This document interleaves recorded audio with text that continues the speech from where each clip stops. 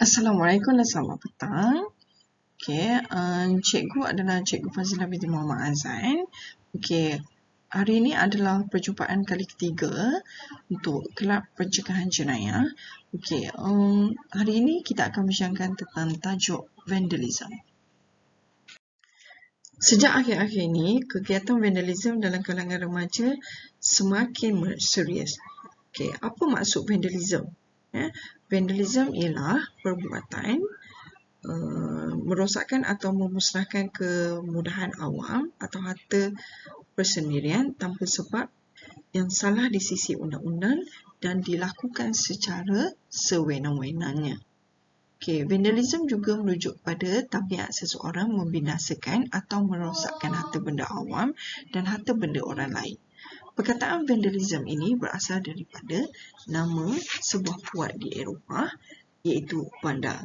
Tahukah anda bahawa kegiatan vandalism sering dilakukan di media massa? Siapa yang harus dipersalahkan? Ibu bapa atau pihak sekolah? Apakah faktor-faktor yang berlakunya vandalism? Apakah kesan berlakunya vandalism? Persoalannya, bagaimana cara untuk mengatasi masalah ini daripada terus berleluasa? Vandalism merujuk kepada penambahan, penghapusan atau pengubahan dengan sengaja. Ia dianggap sebagai satu bentuk jenayah di mana pada keadaan tertentu vandalism merupakan satu bentuk ritual yang dilakukan oleh segolongan manusia yang tidak berpuas hati terhadap keadaan masyarakat.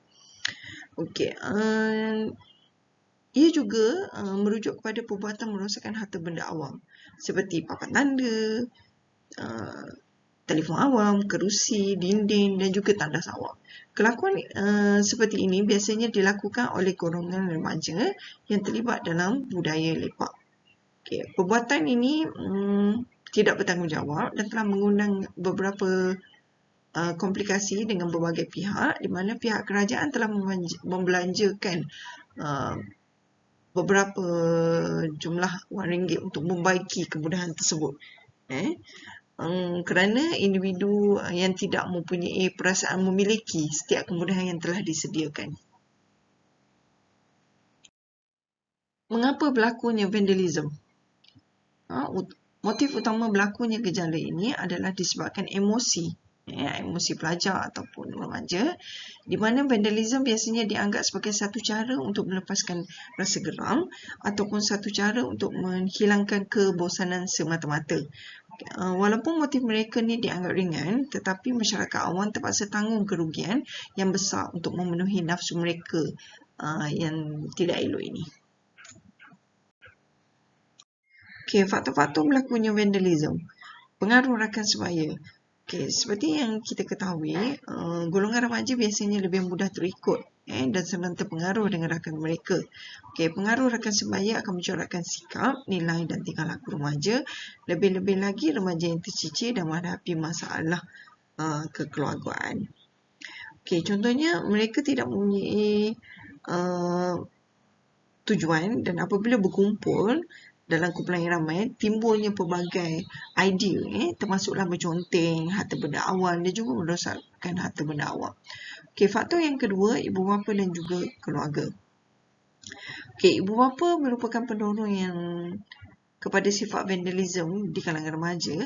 Mengapa saya mengatakan ibu bapa di sini? Contohnya, ketika kita bersia-sia atau berjalan bersama keluarga, didapati ada sesetengah ibu bapa akan buang sampah merata-rata walaupun tong sampah telah disediakan. Disebabkan jauh tong sampah tersebut, jadi mereka buang aja di tempat di laluan mereka. Maka kemungkinan besar anak mereka juga akan berkelakuan seperti itu. Sesetengah remaja yang terjebak dalam gejala vandalism ini berasal daripada keluarga yang bermasalah atau keluarga yang mengamalkan budaya hidup negatif. Menurut kajian yang dijalankan, vandalism dendam dilakukan oleh remaja yang inginkan kebebasan, berlatar belakangkan keluarga yang bermasalah. Selain itu, kurangnya kawalan dan bimbingan yang sempurna daripada ibu bapa merupakan faktor utama mendorong remaja terjebak di dalam gejala negatif ini. Faktor yang ketiga adalah pengaruh media massa. Media massa mempunyai pengaruh yang sangat kuat dan akan meninggalkan kesan yang sangat kuat pada masa kini. Okay. Paparan adegan-adegan negatif dari filem-filem atau rancangan dari barat yang mempunyai unsur-unsur pelakuan ke arah vandalism boleh mempengaruhi remaja melakukan vandalism. Golongan remaja lazimnya mudah untuk meniru dan mengikut apa yang dilihat di sekeliling, termasuklah media massa, apatah lagi tanpa bimbingan dan tunjuk ajar daripada orang yang lebih dewasa yang sewajarnya. Okay, faktor yang keempat iaitu sikap tidak peduli, individualistik dan materialistik masyarakat. Okay, remaja merupakan produk sistem sesebuah masyarakat. Okay, sikap setengah masyarakat kini yang hanya mementingkan sosial kebendaan dan tidak mengambil berat terhadap isu-isu sosial. Sebenarnya merumitkan masalah yang sedia ada. Okay, golongan remaja amat gemar menconteng dan merosakkan harta benda awam yang ada. Mereka bukannya tidak terpelajar, tetapi generasi ini dilahirkan di bandar agak suka untuk dikawal. Okay, di kawasan bandar, setengah penduduknya tidak mengambil berat terhadap apa yang berlaku di sekeliling mereka. Oleh itu, golongan remaja ini merasakan diri mereka bebas untuk melakukan segala gejala negatif ini tanpa menghiraukan rasa tanggungjawab terhadap harta benda tersebut. Okay, sekarang kita tengok jenis-jenis vandalism. Okay, jenis vandalism yang umumnya adalah menukar tulisan. Seperti contoh, kampung beruah dibuang perkataan huruf S jadi kampung beruah. Okay. Perkataan yang sedia ada ni telah ditukar atau dibuang satu huruf yang mengubah maksud asal perkataan tersebut dan boleh menimbulkan kekeliruan kepada masyarakat. Okay, yang kedua, bagi yang gemar mengumpul barangan plastik, aluminium, besi keluli dan tembaga, mereka mampu menghasilkan pendapatan yang sangat lumayan. Mereka tidak sedar bahawa kelakuan mereka ini merupakan satu kesalahan dan tergolong dalam kegiatan vandalism. Okay, sebagai contohnya, kejadian mencuri klip besi bagi mengikat landasan kereta api di sepanjang laluan kereta api Tanah Melayu dari utara hingga selatan. Okay, selain itu juga, bagi industri barang lusuh dan kita semula, okay, semenjak perkembangan pesat terhadap industri tersebut, okay, secara tidak langsung ia telah memberi pulangan yang lumayan kepada pengumpul barang-barang dengan harga pasaran bagi besi dan keluli yang semakin tinggi. Okay, ini telah menyebabkan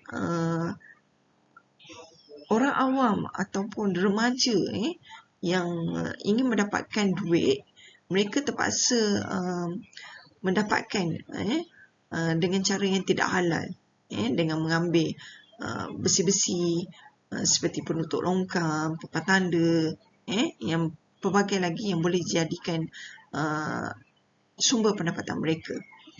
Okey.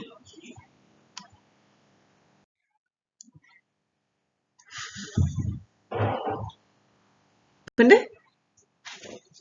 Kami nak rekod ni.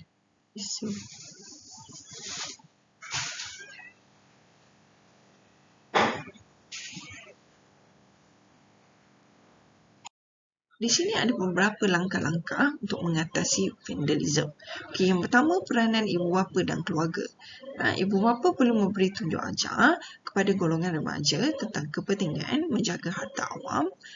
Ibu bapa juga seharusnya menerangkan kepada kanak-kanak atau remaja tentang pentingnya menganggap harta benda orang lain sama seperti harta sendiri. Kedua, penguatkuasaan undang-undang. Penguatkuasaan dan pelaksanaan undang-undang perlu dijalankan oleh pihak yang berkenaan. Di bawah Akta Kerajaan Tempatan 9 Undang-Undang Kecil Vandalism 1991, sesiapa yang didapati merosakkan harta benda awam boleh didenda yang membabitkan RM2000 atau penjara tidak melebihi setahun jika sabit kesalahan. Ketiga, peranan media massa. Media massa juga berperanan membantu pihak kerajaan dengan mengadakan kempen agar masyarakat faham dan menghayati mesej yang disampaikan dalam kempen tersebut. Contoh kempen yang boleh dianjurkan seperti cintailah harta awam. Okay, seterusnya, peranan masyarakat dan pihak sekolah. Setiap anggota masyarakat perlu bersikap prihatin dan memberi perhatian kepada anak-anak mereka agar tidak melakukan perbuatan yang salah. Dan masyarakat perlu peka terhadap apa yang berlaku di sekeliling mereka. Masyarakat perlu proaktif terhadap gejala vandalisme yang berlaku di kawasan mereka. Selain itu, anggota masyarakat boleh memainkan peranan penting dengan memberikan kefahaman betapa buruknya akhlak vandalisme. Okey, pihak sekolah. Pihak sekolah juga perlu memberi nasihat dan bimbingan dengan secukupnya kepada pelajar mengenai kepentingan harta benda awam. Mereka perlu diterangkan dengan lebih mendalam tentang tanggungjawab terhadap harta benda awam kerana sedikit sebanyak ia akan memberi gambaran kepada mereka betapa pentingnya sikap dan tanggungjawab terhadap harta benda awam. Kesimpulannya, para remaja harus berusaha untuk membezakan perkara yang baik daripada perkara yang buruk. Dan dalam hal ini, pihak sekolah, pihak guru dan ibu bapa haruslah berganding bahu untuk membasmi masalah vandalisme yang kian berleluasa dalam kalangan remaja. Semua pihak perlu berganding bahu dan mengerah keringat untuk bersama-sama memerangi gejala vandalisme ini. Walaupun isu ini dilihat sebagai perkara biasa, namun ingatlah bahawa ia dapat memberi impak yang besar kepada negara pada masa akan datang. Sekiranya semua kemudahan awam telah dimusnahkan dan tidak dapat digunakan, maka kesulitan akan berlaku terhadap masyarakat di negara ini juga. Imej negara juga akan dipandang rendah akibat daripada perbuatan salah laku ini. Semua pihak, khususnya masyarakat di negara ini, perlu bekerjasama dan bertindak segera dalam menangani gejala ini dan jangan sampai kita menyesal kemudian hari. Bak kata pepatah, jangan sudah terhantuk barulah nak tergadah.